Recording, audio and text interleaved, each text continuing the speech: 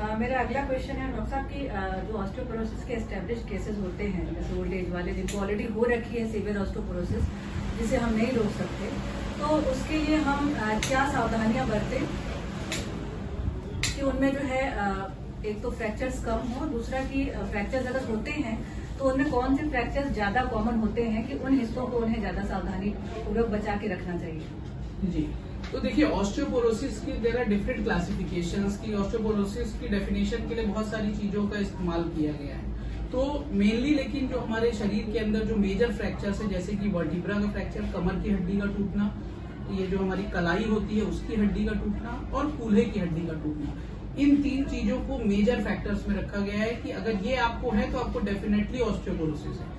तो ये चीजें जो है ऑस्टियोपोरोसिस के बारे में आपको जानकारी देती है कि भाई अगर ये बोन्स हमारी वीक हैं तो हम ऑस्टियोपोरोसिस की तरफ बढ़ रहे हैं। मल्टीपल टेस्ट भी आजकल डेक्सा स्कैन हम लोग कराते हैं जिसके अंदर इन्हीं चीज की हम स्ट्रेंथ देखते हैं कि भाई वर्टिब्रा के अंदर हड्डी की क्या स्ट्रेंथ है, फीमर के अंदर कैसी है और रिस्ट में कैसी है। और अगर इसमें स्ट्रेंथ कम है तो फिर आप उसको जो है डिवाइड करते हैं कि वो ऑस्टियोपोरोसिस है कि ऑस्टियोपेनिया है कि नॉर्मल है। तो बेसिकली जो है जो मल्टीपल बोन्स के जो फ्रैक्चर्स हैं that is a tell tale sign कि आपको ऑस्टियोपोरोसिस है।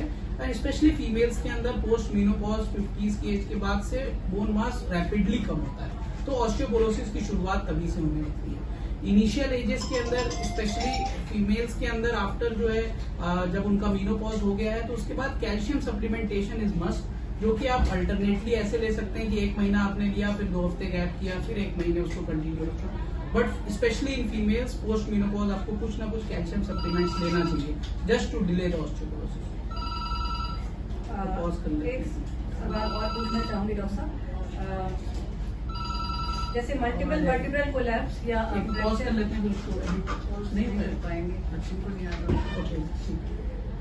मल्टीपल वर्टिब्रल कोलैप्स या फ्रैक्चर की जिनमें शिकायत होती है, जिन ज्यादातर फीमेल्स में ही देखा जा रहा है, ये कॉमन होता है, तो जिनमें मल्टीपल ये ऑस्टियोपोरोटिक फ्रैक्चर्स मिल रहे हैं पैथोलॉजिकल टाइप के, तो उनको आगे चल के ज्यादातर ऐसा होता है कि कोई ना कोई फ्रैक्चर एक नया होता रहता है।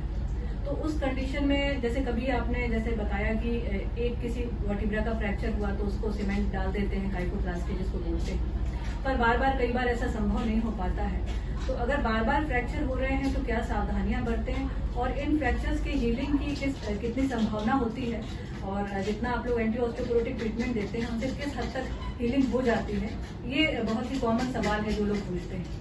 जी, तो देखिए एक तो बात ये समझने वाली है कि ऑस्टियोपोरोसिस का मतलब ये है कि बोन हमारी जो है वीक हो रखी है, और वर्टिब्रल फ्रैक्चर जैसे हमने कहा कि मल्टीपल लेवल्स पे भी हो जाते हैं, बार बार फॉल से भी होते हैं। तो ओल्ड एज के अंदर और इनिशियली आफ्टर 50s थोड़ी बैलेंसिंग एक्सरसाइजेज अगर हम करते हैं तो वो आपके जो फ्रीक्वेंट फॉल्स को प्रिवेंट करता है।